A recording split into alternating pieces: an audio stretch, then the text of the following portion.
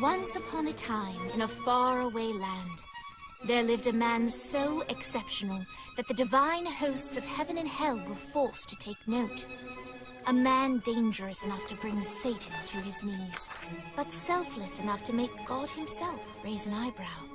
How did this come to pass? Well, it all began at a very special birthday party for a very special young lady. Surprise! What is all this? It's your birthday, Kinsey. So? You've never been to a birthday party? No. But like not even growing up? I went to the School of the Americas since kindergarten. We didn't really do birthday parties. But you celebrated Christmas? I don't have to explain myself to you. Oh, Kinsey, this is going to be so much fun. Xinjai made a cake, Jane Austen is here, we'll play some games. What sort of games?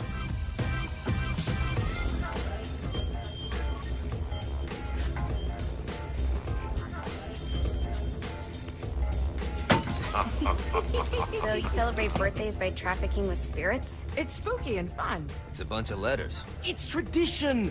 Every slumber party has to involve a spirit board. Slumber party? How's it work? We ask it a question, and the spirit of the board will reveal the answer. How? Yeah, someone pushes the pointy thing to wherever they want. Wait, can we go back to you and your slumber parties? No time. All right. Everyone put their hands on the cursor. Cursor. I feel the magic already. All right. Will the President/God Emperor for life ever choose a partner to reign alongside them? No. Ooh, someone's getting married. Shut up, Matt. Who will tame the president's wild heart? What are you guys trying to spell? I'm not moving it. That's the spirit, Kinsey. I'm serious. I'm not moving it either. Neither am I. Jezebel? Who the fuck is...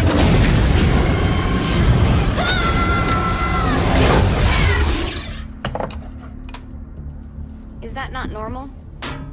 Where'd you get the board? I was going through Signac's artifact collection and found it there. Who did it belong to? Alistair Crowley? Christ. Guys? I think it's laughing at us.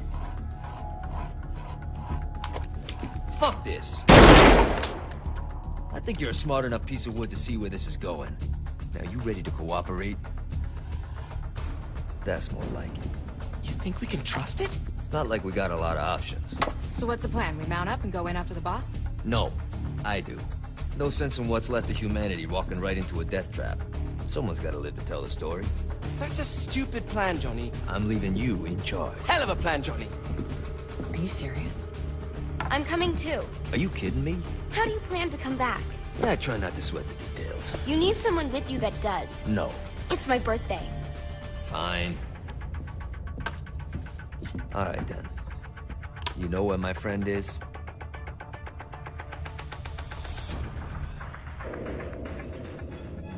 True to its word, the spirit board opened up another portal and sent Johnny and Kinsey screaming into hell.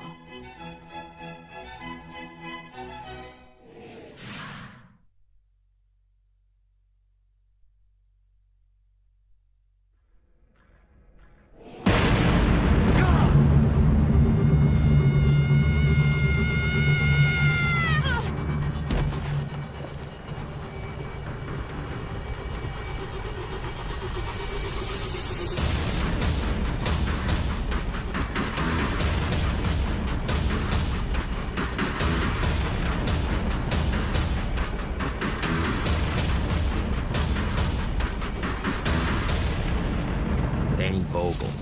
Ultor's behind this, I know it. Ultor and the Saints haven't been enemies in years. You really think he's responsible? You don't know him like I do. The boss put him through a window for a reason. The reason was the boss was kind of fucking crazy back then. That's a fair point.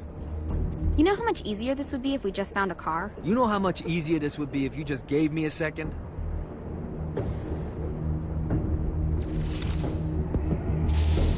Alright. Now how are we gonna find the Ultor building? Biggest building down here, giant Ultor sign on it. I don't think this is a problem. I'll buy that.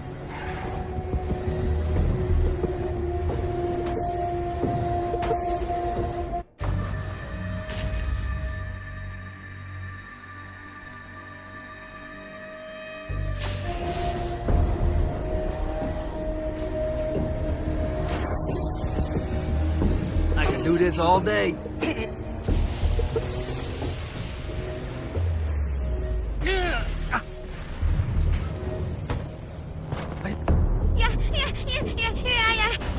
Sorry, bud. I think we may have got the attention of the demons. How do we want to handle this? We handle it by killing demons.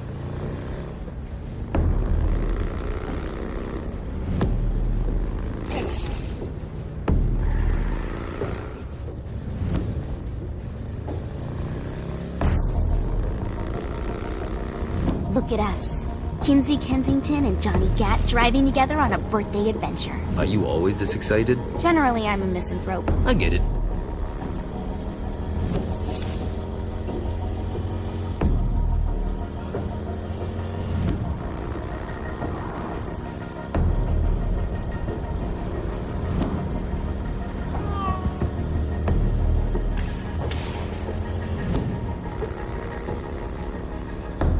So this is hell. Not as bad as I thought. It kind of reminds me of Steelport.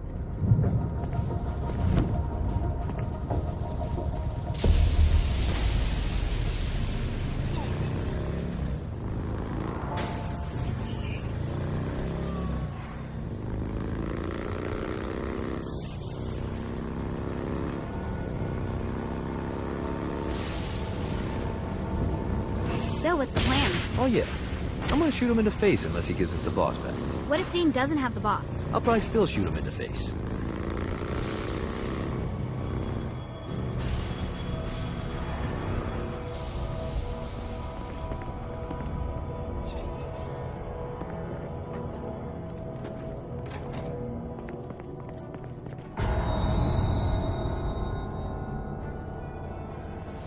Welcome to hell.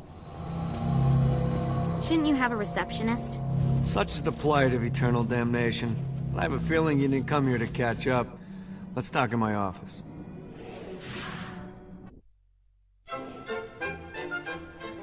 Not even death could stop the enterprising Vogel, who wasted no time in setting up an Ultor branch in the bowels of hell. Dane was eager to fill Johnny in on the ever-shifting politics of land rights in the underworld. But real estate mattered little to Johnny, who only cared where his friend was. Where'd you put the president? I've been trying to explain that. I didn't take them. Bullshit. You expect me to believe you just happened to be the first thing we see in hell? Maybe it's just me, but your thank you sounds more like an accusation. That's probably because he plans to kill you. Okay. I get the trust issues. Can I show you something? The pieces all came together. The president had caused more chaos and destruction than any other in human history. It was only natural that Satan would want them to marry his daughter. They needed a plan, and Johnny had one. I'm gonna shoot the devil in the face. I think you might be skipping some details. No, I said in the face. I like the commitment, but you gotta find a way to get close enough to him in the first place. When's the wedding? I'll just show up And then you'll shoot him in the face. Sorry, but it's a little more complicated than that. These things are tied to the soul. You won't be able to enter without one. So how do we get one? You get his attention. I know some places that are of particular value to the father of the bride. You hit those, you'll get your shot. Wait, why would Satan give out an invitation for destroying his stuff? Oh, he won't, but it should piss him off enough to get him to attack Johnny personally. Either the devil kills Gat and Ultor gets the construction contracts to rebuild what was destroyed, or Johnny kills Satan and I'll have to pay less taxes. It's pretty win-win. That's why you're helping us? To make more money in hell?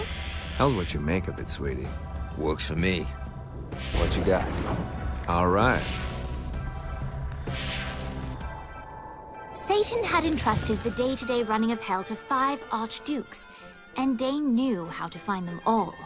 But beyond that, not everyone in hell was content to go along with Satan's status quo. There were others who shared Dane's ambition for power, and the Ultor mogul knew that the key to unseating Satan lay in gaining their aid. But before Johnny set out to wage war against the Prince of Darkness, Dane had one final gift. an artifact that he had spent fortunes on. Lucifer's cracked halo. This holy relic granted Johnny the majestic wings of the Morning Star. However, he still needed help in learning how to use them.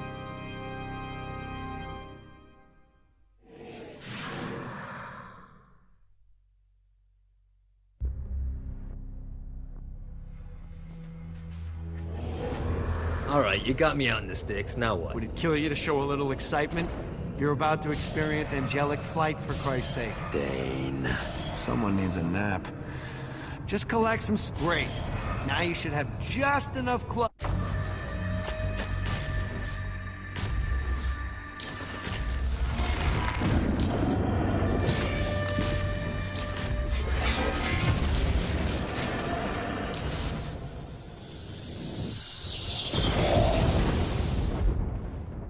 Alright, let's start slow. Try to jump over to that next island. Also, the longer you charge your wings before jumping, the further you'll... Hey, you didn't fuck it up.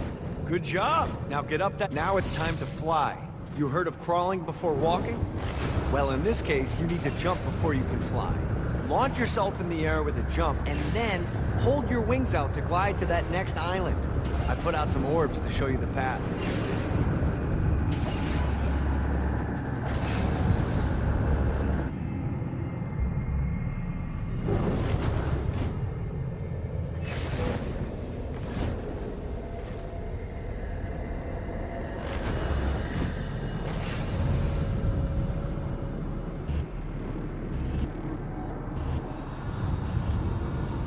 You'll have to dive to reach the next island. Do that by pointing your head down. Don't worry, the rest of your body will follow. I put a shiny flap orb out in front of you. Collect the orb, and your wings will flap to gain speed.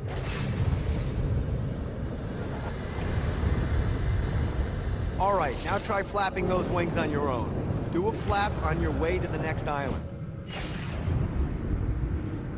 Gotta pick it up. The exact opposite of diving is climbing. Climbing will slow you down and eventually cause you to stall. And trust me, stalling sucks. You can flap while gliding to gain additional speed. So the faster you're going, the higher you... All right, time to take the training wheels off for the final lesson. Flying takes stamina. If you run out in midair, you are going to drop like a rock. A stupid, stamina-less rock. Let's get you back to the Ultor building.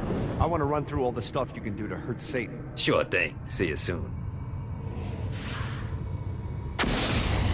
Here's the deal. If you want some FaceTime with Satan, you need to get his attention. Now, Satan hates being challenged, so anything you do to undermine his control is good. Fraud, mayhem, shooting demons in the face, anything. You can keep track of Satan's wrath with this handy meter. Get it high enough and you'll be having drinks with Big Red in no time. I've compiled a list of shit to do, so take a look and do whatever sounds fun. Oh, one more thing. We have some potential allies down here. Trust me, you want to impress them.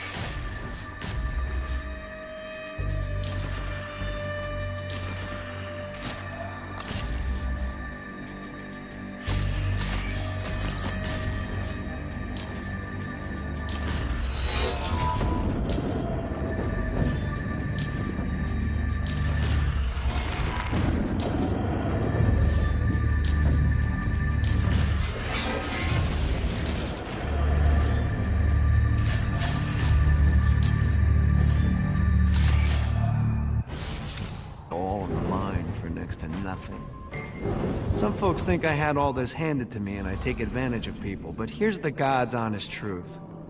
In life and in death, I worked for everything that I had. Opportunities mean fuck all if you do nothing with them. Most of these poor bastards down here whine about their lot in life, but are unwilling to do anything.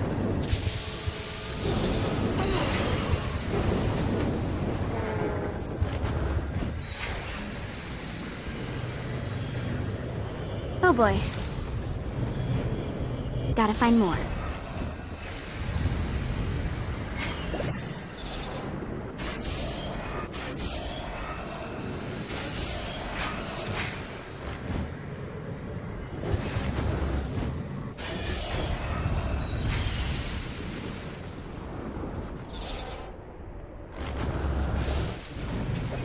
Yeah!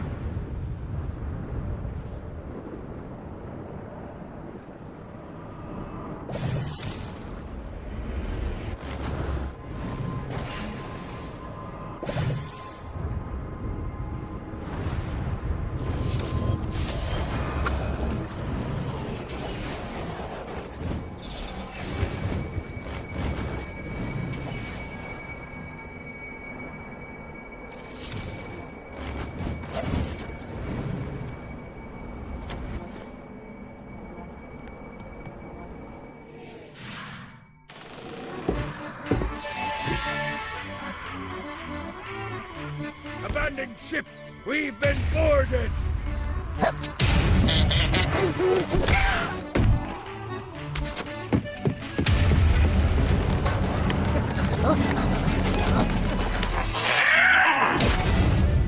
Get these damn things off my ship!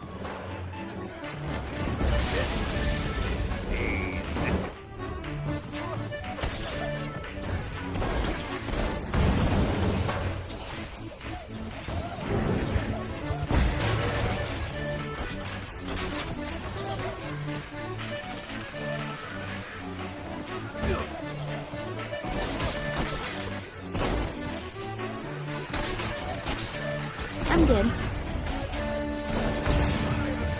Seven seas.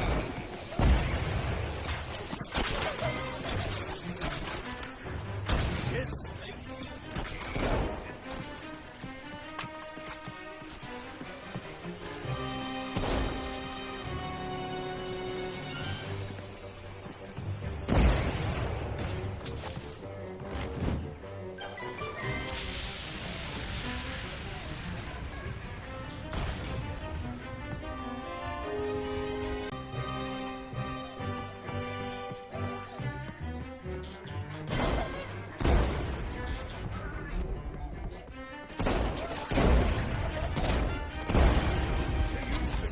I got a bit of treasure in that chest over there. The weapon you find inside may help with our little imp problem. That is a freakishly large hammer. Out of the way! I hate kids! What the? I am the scourge of the seven seas. Get off of me!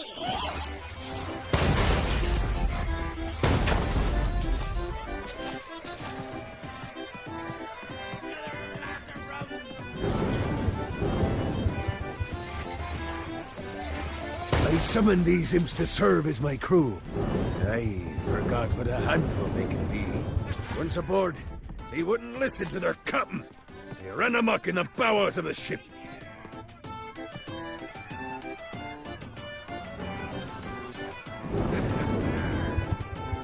I hate kids!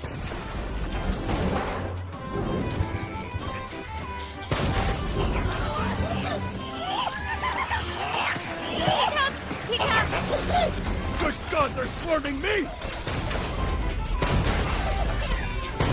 I should get out more often.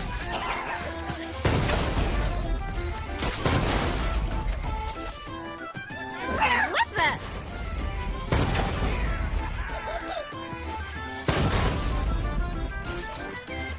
Nice boat. This isn't a boat. It's the Queen Anne's Revenge. Isn't that just a fancy name for a boat? Names are important, my dear. You can't build a legacy without a name.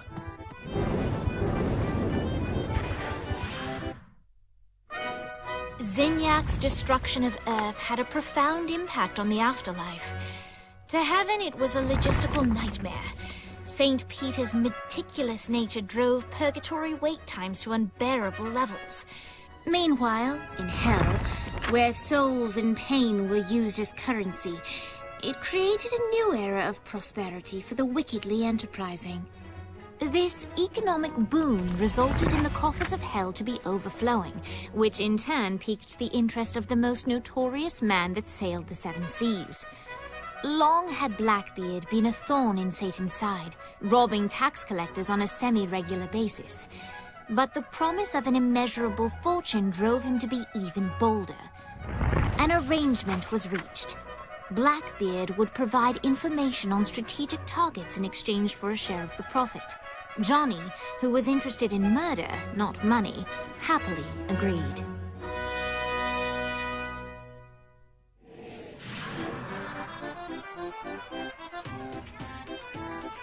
Grant ye the ability to summon my crew whenever they're needed.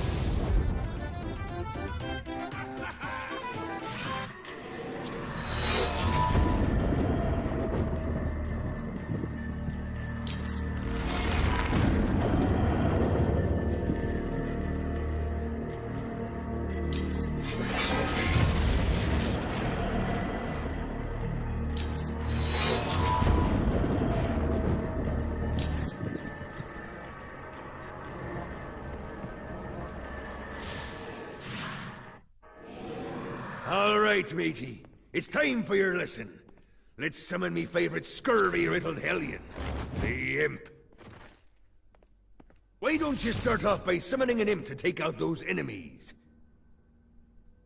There you go, matey. Now take down the other. Those little ankle fighters are vicious. Now let's practice your aim. Take down the demons on the islands.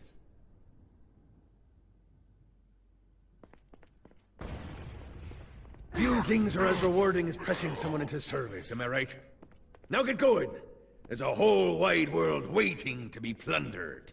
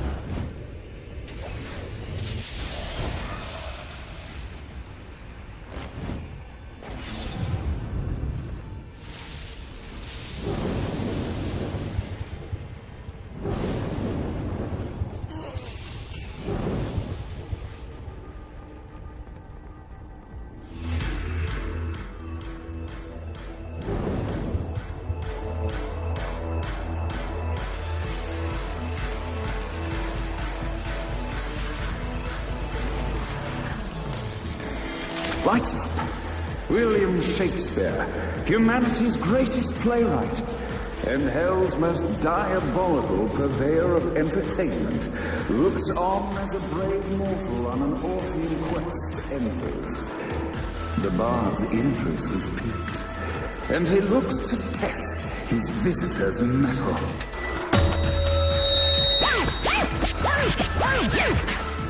The masked tragedies were used to enemies cowering as they approached. But soon they realized that they faced a foe with courage and nobility, traits uncommon in the fires of perdition. Do not fear to look.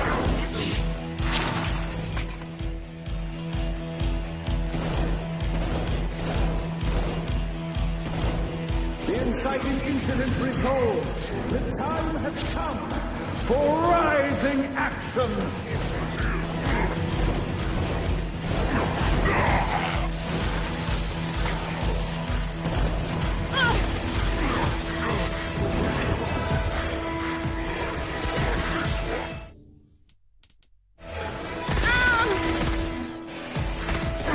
The battle battle raged on below, and as bullets and blood flew, the bard arched a curious eyebrow. Could this mortal be the exact thing that Shakespeare needed? This battle is far from over, mortal. Arise!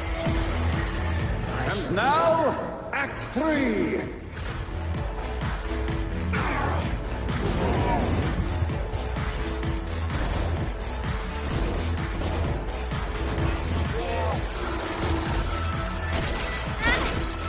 Never underestimate me.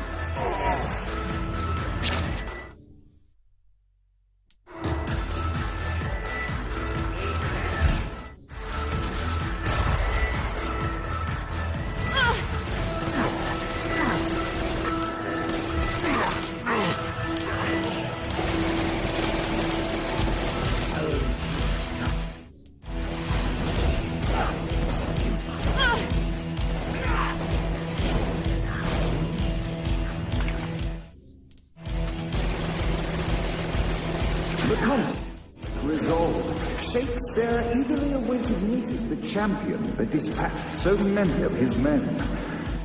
Undoubtedly, they were here for the bard's aim. And while happy endings were not a thing found in hell, Shakespeare always had a soft spot for company. In the land of the living, William Shakespeare is regarded as one of the most prolific playwrights of all time. However, to the denizens of hell, the bard is seen in a far different light.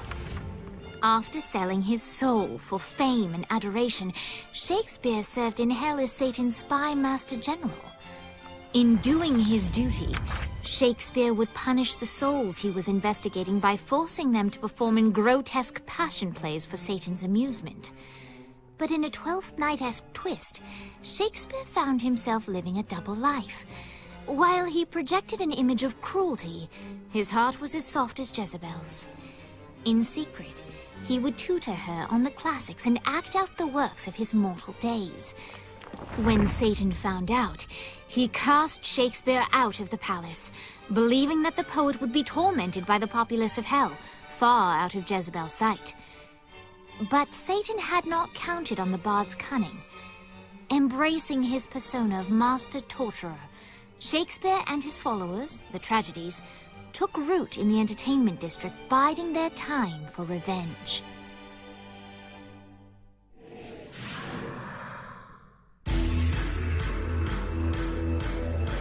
And so Shakespeare called forth the Deus Ex Machina to bestow our protagonist with the arcane power of Force Stomp.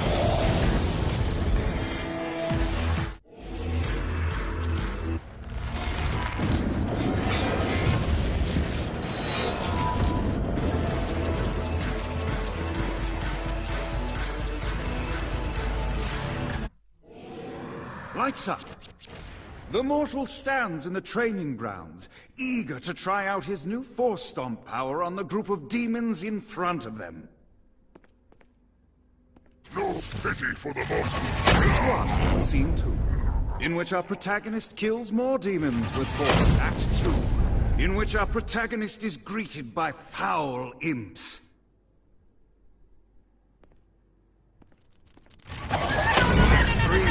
In which our protagonist learns that Force Stomp even works on flying enemies, enabling them to remove a Dark Inciter's shield before shooting the day is won, and the curtain closes on our noble hero.